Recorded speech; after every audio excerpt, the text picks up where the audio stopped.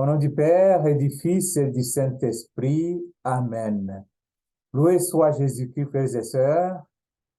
Et j'aimerais ce soir nous entretenir sur le thème de la Vierge Marie et l'Esprit Saint dans l'Église. Vous savez, le XXe siècle et le XXIe siècle, donc notre siècle, ça va sûrement passer dans l'histoire comme des siècles qui ont connu un grand réveil de l'Esprit Saint, celui qu'on appelle le Dieu oublié. Dans notre siècle, c'est à cause du renouveau liturgique, le renouveau biblique, le renouveau théologique, bon.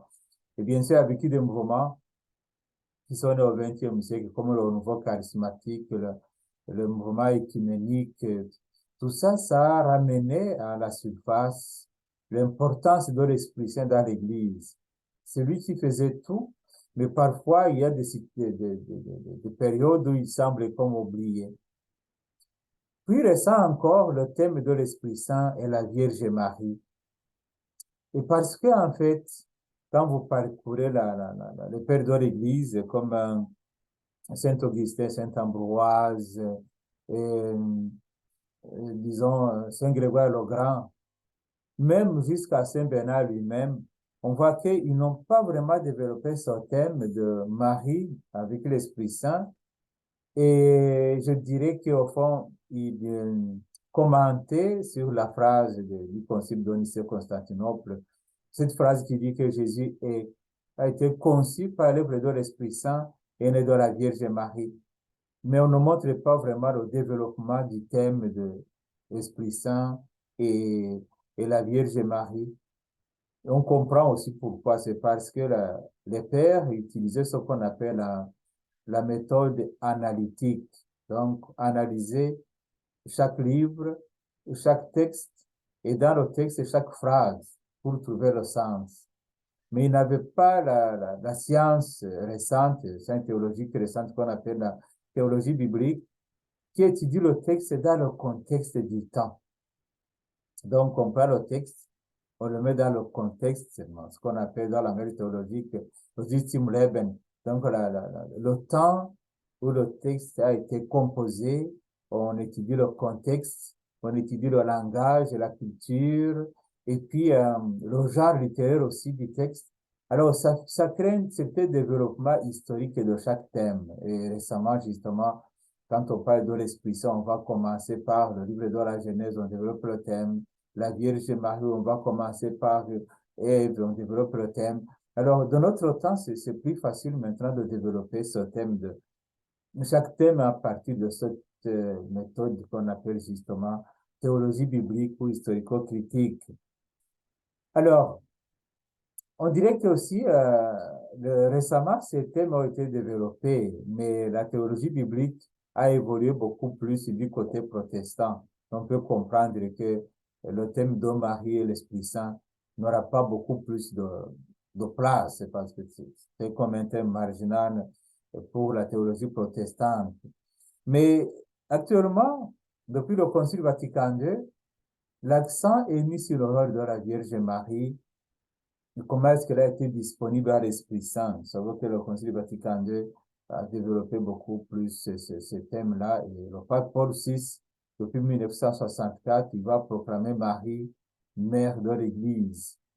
Et récemment, ça vient de devenir une fête, le premier lundi de la Pentecôte, on va fêter justement où on fête Marie, la mère de l'Église. Donc pour nous autres, c'est un thème vraiment très actuel. Et j'allais ajouter que ce que je veux développer maintenant, ça va surtout se fonder sur la parole de Dieu, sur la Bible. On peut développer ça de façon spirituelle, dans spiritualité, de façon dévotionnelle pour les dévotions. Et c'est ce qui était plutôt développé du côté catholique. Mais j'aimerais rester sur la parole de Dieu. Comme disait justement Saint Jérôme, l'ignorance des Écritures, c'est l'ignorance du Christ. Et qui ignore le Christ, ignore automatiquement sa mère Marie, parce qu'ils sont inséparables, pas séparer l'enfant de sa mère. Alors, qui nous donne les textes qui nous parlent de Marie avec l'Esprit Saint dans la communauté? C'est surtout Saint Luc qui parle de cela Et on peut déjà voir dans son évangile, premier et deuxième chapitre, mais aussi on peut le voir dans Actes des apôtres, surtout premier et encore le deuxième chapitre, Actes des apôtres, tous les deux livres composés par Saint Luc.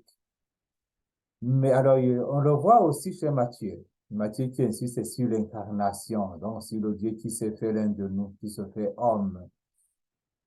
Alors, mais qu'est-ce qu'on découvre dans ces textes-là? C'est qu'en fait, si nous parlons de Marie et l'Esprit Saint et l'Église, ça devient comme une miniature de notre relation comme Église avec Marie ou, j'allais dire, avec l'Esprit Saint. Nous avons quelques parallélismes qui nous montrent justement que Marie était comme une miniature de l'Église qui est née officiellement, publiquement, le jour de la Pentecôte. Alors, qu'est-ce que nous découvrons?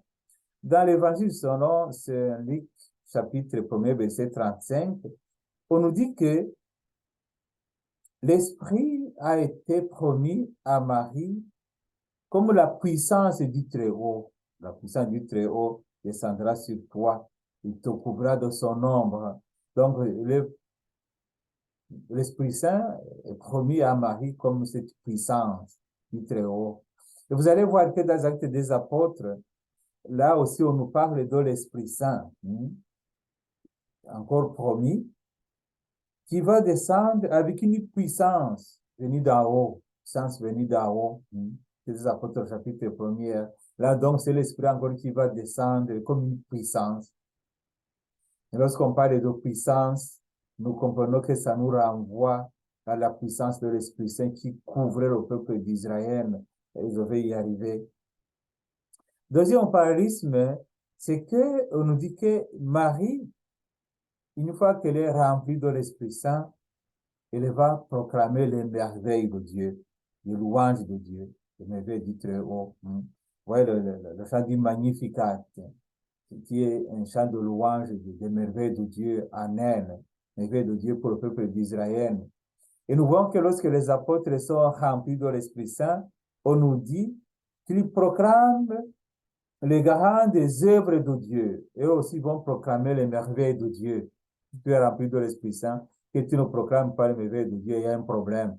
Donc, ils ne disent pas n'importe quoi. Marie, dans le Magnificat, ne dit pas n'importe quoi.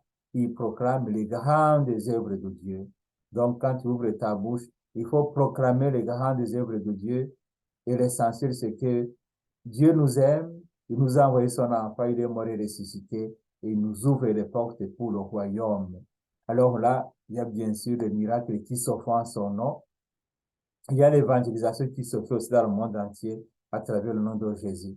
Donc, là, ce sont des similitudes ou des parallélismes. Donc, d'un côté comme de l'autre, Marie qui accueille l'Esprit Saint et l'Église naissante qui reçoit l'Esprit Saint, c'est toujours dans la puissance de Dieu. Et après la réception, on doit proclamer les merveilles de ce Dieu-là. Alors, je disais que ça nous renvoie dans la puissance, les merveilles, ça nous renvoie dans le livre de l'Exode. Le peuple d'Israël, après avoir traversé, ou guidé par l'Esprit Saint. Et aussi, on peut prendre quelques exemples dans Exode chapitre 13, verset 22. C'est le peuple de Dieu qui traverse le désert. On nous dit, le jour, la colonne de nuée ne quittait pas la tête du peuple, ni la nuit, ni la nuit, la colonne de feu. Donc, il y a la colonne de nuée et puis la colonne de feu qui accompagnait son peuple jour et nuit.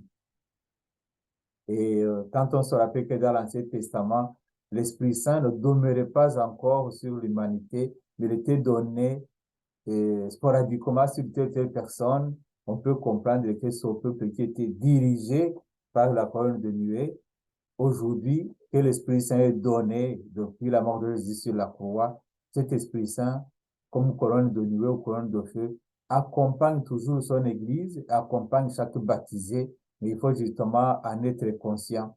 Il faut en être conscient que l'Esprit Saint est là dans son Église, que l'Esprit Saint est là dans ton cœur, toi le baptiser, Toi, la personne qui a reçu la confirmation. L'autre phrase aussi intéressante, c'est Exode chapitre 19, verset 16. Et là, ça dit ceci, le troisième jour, dès le matin, il y eut deux coups de tonnerre, des éclairs, une lourde nuée sur la montagne et une puissante sonnerie de corps. Dans le camp, tout le peuple trembla. Donc, la puissance de Dieu. Quand la puissance de Dieu se manifeste, rien n'aurait sans place. C'est ça ce que ça veut dire en fait. Et vous vous rappelez justement le texte de la Pentecôte, Genèse chapitre, non, Actes des Apôtres, chapitre 2e et à 14. Et là, on nous montre justement les mêmes manifestations, même théophanie, le Dieu qui se manifeste. C'est-à-dire que lorsque Dieu se manifeste, tout change. Lorsqu'il entre dans ta vie, tu ne peux pas rester comme tu étais avant. D'ailleurs, les apôtres, après la résurrection de l'Esprit Saint, on va dire qu'ils sont ivres. Ils sont ivres, oui, ils sont ivres. Marie aussi, imaginez-vous Marie, et Marie est dans l'ivresse.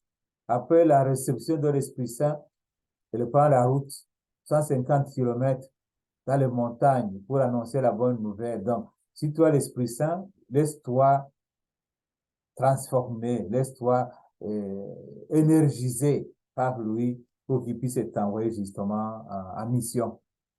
Alors, l'évangéliste Matthieu, qui insiste beaucoup sur l'incarnation, confirme en fait ce que Saint Luc nous a dit et confirme ces textes. Parce qu'il nous dit que Marie fut enceinte par l'action de l'Esprit Saint. Et que l'enfant qui est engendré en elle vient de l'Esprit Saint. Ça, c'est Matthieu chapitre 1er, verset 18, comme Matthieu 1er, verset 21. Donc, c'est toujours la puissance de l'Esprit Saint. Alors, si on peut vraiment se résumer dans ce sens-là, on dirait que il est impossible, il est impossible de séparer Marie et l'Esprit Saint.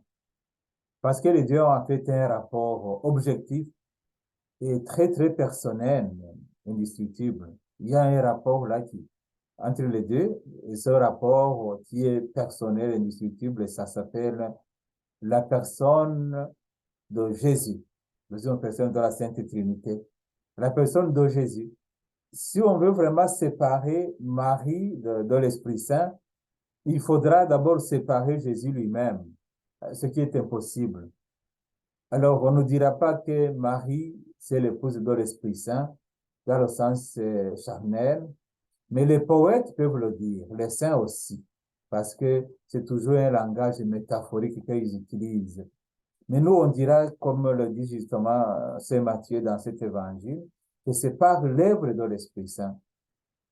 C'est par l'œuvre de l'Esprit Saint que Jésus est conçu dans le sein de la Vierge Marie, comme c'est par l'œuvre de l'Esprit Saint que nous devenons enfants de Dieu à travers les sacrements. Alors, je dis qu'on ne peut pas séparer les deux. On ne peut pas séparer Marie et l'Esprit Saint. Ça signifie comme disséquer Jésus lui-même, qui est l'œuvre de l'Esprit Saint justement dans le sein de la Vierge Marie. Alors, c'est comme si on pourrait penser séparer l'enfant et les deux parents d'un enfant.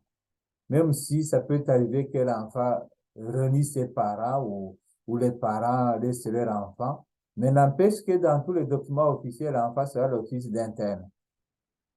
Et même s'il peut changer de nom, mais ça ne change pas la réalité de ce que cet enfant est.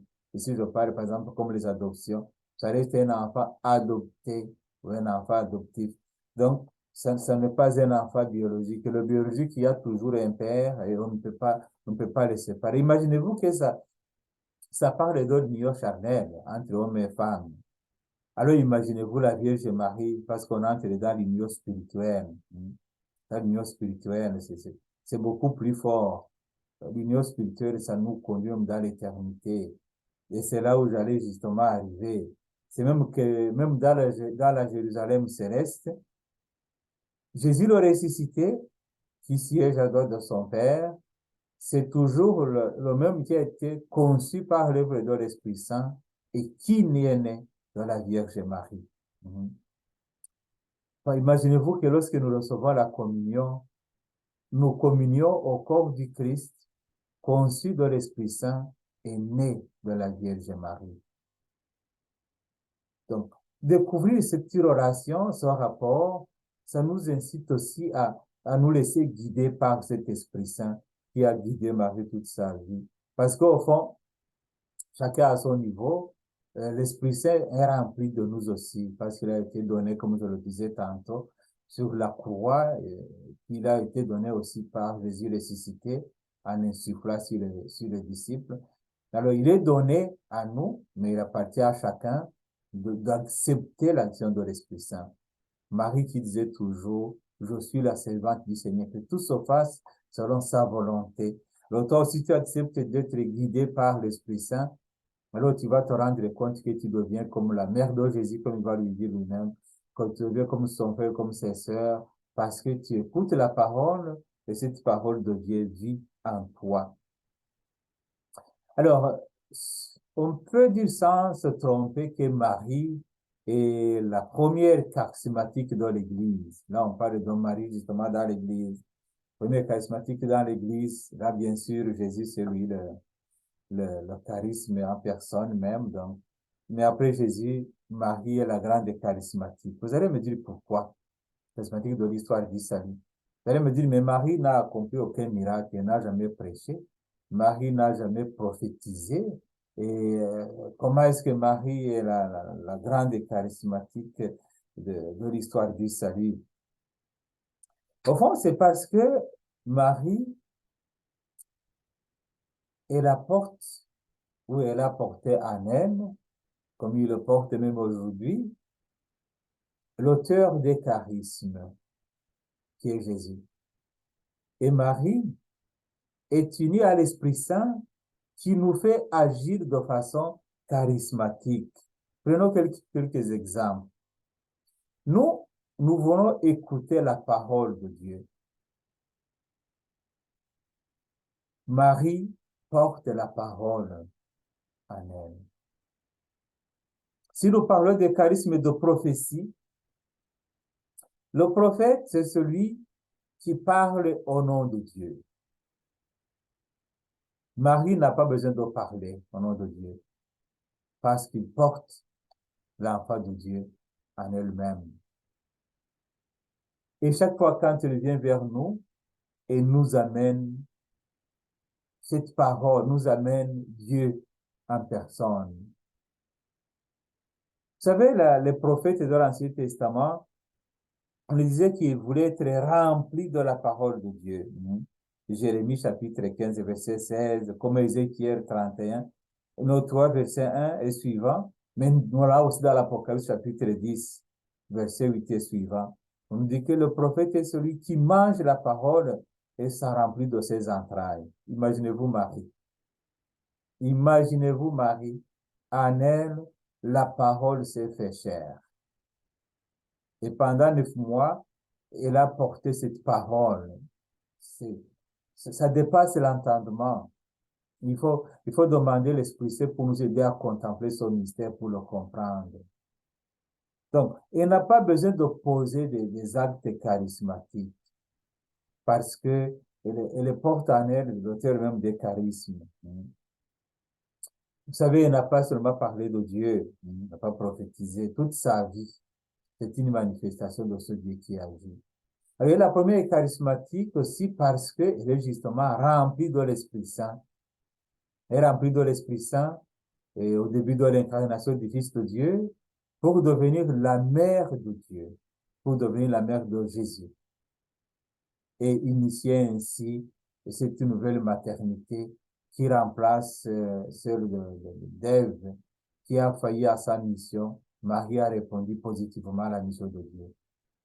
Mais la Vierge Marie, au début de l'Église, elle est remplie de l'Esprit Saint. Donc, à la Pentecôte, elle est avec les apôtres et les disciples de Jésus.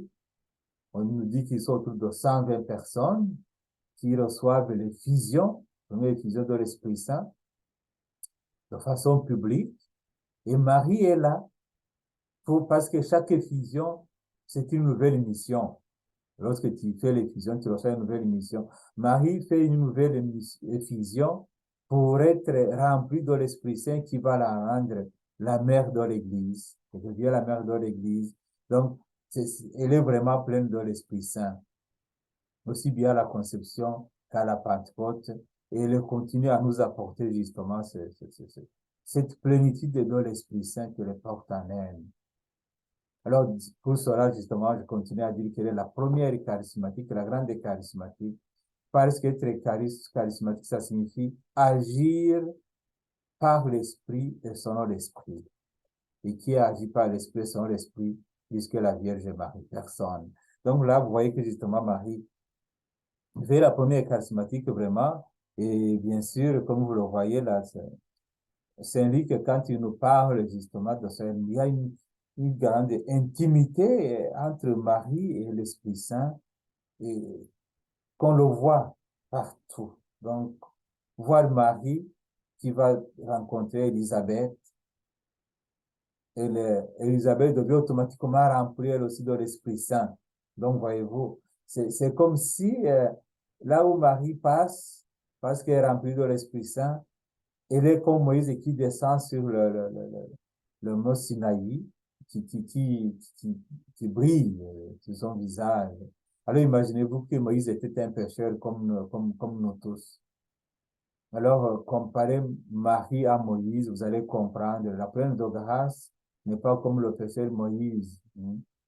Alors, mais Dieu manifeste justement à travers Moïse qu'est-ce qui va en devenir avec Marie lorsque le péché sera vaincu par la nouvelle humanité qui naît de la Vierge Marie. Alors, je veux justement dire que Marie, pleine de grâce, lorsque tu l'accueilles chez toi comme Jean l'a accueilli sur la croix, comme la mère de la promesse et comme la mère de l'Église, ta vie aussi en devient illuminée. C'est pas pour rien que les grands saints, surtout dans notre temps, il suffit de penser aux saints comme Saint Padre Pio, penser aux saints comme euh, Saint Jean-Paul II, penser aux saints comme Saint Paul VI et d'autres saints et saintes de notre temps. Ils ont eu une grande dévotion envers la Vierge Marie parce qu'ils ont compris que tu ne veux pas séparer l'enfant de sa mère et tu ne peux pas séparer l'enfant, Marie, Jésus et l'Esprit Saint. Ils l'ont compris. Alors c'est pour cela que là où il y a une grande dévotion à la Vierge Marie, il y a aussi les dévotions. Il y a aussi les dévotions, mais il y a aussi par exemple, les vocations aussi, les vocations. Parce que Marie, c'est intéressant, elle est conçue, elle a été conçue dans l'Esprit Saint et a engendré l'enfant Jésus tout en restant vierge. Donc, c'est-à-dire que les deux vocations se retrouvent en Marie. Marie à la fois mère, Marie à la fois vierge. Donc, la vie consacrée, la virginité se retrouve en Marie, mais la maternité se retrouve aussi en Marie. Donc, la, la, la maman se voit en Marie. La religieuse se voit en Marie. Donc, en elle, on voit vraiment comme une certaine une unité de deux vocations humaines, la vocation au mariage et la vocation à la vie consacrée, ou j'allais ajouter aussi sacerdotale. Donc, tout ça, ça nous fait voir justement cette unité. Cette unité. Marie n'est pas utilisée euh, par l'esprit comme un instrument, parce qu'il y en a qui vont penser, oh, surtout ceux qui naissent aujourd'hui, là, les sectes, ils disent, oh, Marie, ce n'était qu'une enveloppe, soit enveloppe, et puis engendre une personne. Ça ne peut pas se faire. Parce que Dieu ne nous utilise pas comme, simplement comme objet ou comme instrument. Parce que Dieu cherche une relation. Il veut une communication, il veut une communion avec nous. Alors, à Marie, Dieu a communié, a communiqué avec elle. Donc, elle était consciente là. Elle a dit oui, j'accepte.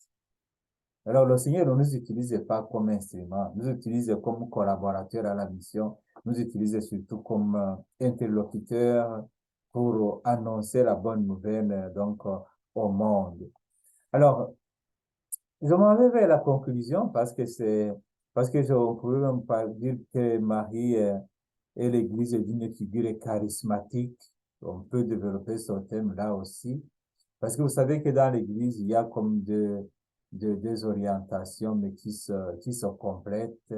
il y a l'Église comme hiérarchie et l'Église comme charismatique, comme charisme. La hiérarchie est là pour diriger, les charismes sont là pour la mission. Tu dois penser à toutes les congrégations religieuses, tous les charismes, toute la mission de l'Église. Ça, c'est l'aspect charismatique, disons. C'est comme l'aspect paulinien de l'Église. Mais ces charismes doivent être coordonnés par une institution qui est justement la hiérarchie. Alors, Marie est la figure de cette église charismatique, cette église qui est missionnaire, cette église qui apporte la bonne nouvelle, cette église qui apporte au monde l'enfant Jésus, cette église qui va comme pour consoler ceux qui sont dans la peine, parce que l'Esprit Saint que Marie est pleine, c'est l'Esprit, le consolateur, le protecteur, celui donc qui nous protège. Alors, une fois qu'on a vraiment compris la relation entre Marie et l'Esprit Saint, on peut facilement comprendre la relation entre Marie et l'Église de Dieu. Vous savez que les pères de Dieu disent comme Saint Ambroise et puis Saint Augustin, ils ont toujours comparé cette phrase-là. Conçu de l'Esprit Saint, né de la Vierge Marie. Alors, ils montrent que cette Église engendre toujours les enfants de Dieu dans le monde à travers les sacrements. Mais il montre aussi que cette Église, elle est vierge, parce que c'est par l'Esprit Saint que ces enfants naissent. Alors, c'est intéressant de voir cette comparaison entre Marie et l'Esprit Saint, et puis l'Esprit Saint et l'Église, et comment cet Esprit Saint continue à guider l'Église de Dieu. D'ailleurs, vous allez voir que le Concile Vatican II insiste beaucoup sur cet aspect. Vous pouvez lire dans Lumen Gentium, un des documents du Concile Vatican II, qui s'est clôturé en 1965.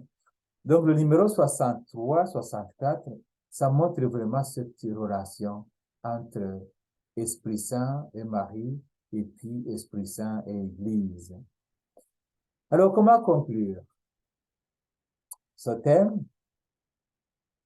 En fait, on dirait que l'importance de la Vierge Marie dans l'Église est incontestable parce qu'elle est la mère de l'Église, comme le dit justement le dernier pape, comme le disent les derniers papes plutôt. Et puis, il y a cette relation intrinsèque entre Marie et l'Esprit Saint. On ne peut pas parler de l'Église chrétienne sans parler de Marie, Esprit Saint, Jésus. C'est ça. Cette phrase qui a été prononcée par les pères au début de l'Église continue. Jésus a été conçu par l'œuvre de l'Esprit Saint, né de la Vierge Marie. C'est la phrase fondamentale du point de vue de l'incarnation du Fils de l'homme. Et puis, je disais que l'histoire de l'Église est là pour le prouver, en fait. L'histoire de l'Église, la vie des saints, des saintes, le magistère de l'Église aussi, continue à nous révéler ce grand mystère d'unité entre Marie et l'Esprit Saint. Si ce n'était pas développé au départ, au début de l'Église, aujourd'hui, parce qu'on découvre de plus en plus l'ordre de l'Esprit Saint dans l'Église, alors aujourd'hui, c'est un thème qui est vraiment d'actualité et qu'on devrait développer non pas seulement du point de vue théologique, mais surtout du point de vue spirituel pour vivre cela. Donc, l'aspect mystique de l'affaire, c'est très, très important. Alors, j'allais ajouter aussi que vivre sa vie, pour accepter de vivre sa vie comme enfant de Marie. Je viens de l'énoncer, que Jean, ou le disciple bien-aimé, qui est moi, qui est toi, a accepté de prendre celui, Marie, toi aussi, cherche de prendre Marie sur toi. Et tu peux, de vue de l'expérience, tu vas voir que Marie, ce n'est pas n'importe quelle femme qui a engendré l'enfant de Dieu. Et c'est ça, Marie et l'Esprit Saint, là, c'est comme une personne. Alors, vivre notre vie comme Marie, c'est se laisser enivrer par l'Esprit Saint pour porter la bonne nouvelle au monde. Et l'Église est là pour nous y aider à travers la vie sacramentelle, la vie charismatique. Nous sommes envoyés en mission. Alors, on devrait demander cette ivresse de l'Esprit Saint pour annoncer à temps et à contre-temps cette vérité que sans Dieu, notre vie n'a pas de sens. Pour annoncer à temps et à contre-temps que le monde n'a pas été sauvé par le matériel. Il a été sauvé par l'incarnation du Fils de Dieu qui a été conçu par l'œuvre de l'Esprit Saint et qui est né d'une vierge, la Vierge Marie. Alors que par l'intercession de la Vierge Marie, Dieu Tout-Puissant vous bénisse, le Père, le Fils et l'Esprit Saint. Amen. Et bonne, j'allais dire, bonne vie avec Marie dans l'espérance, comme elle nous entraîne justement dans cette espérance-là.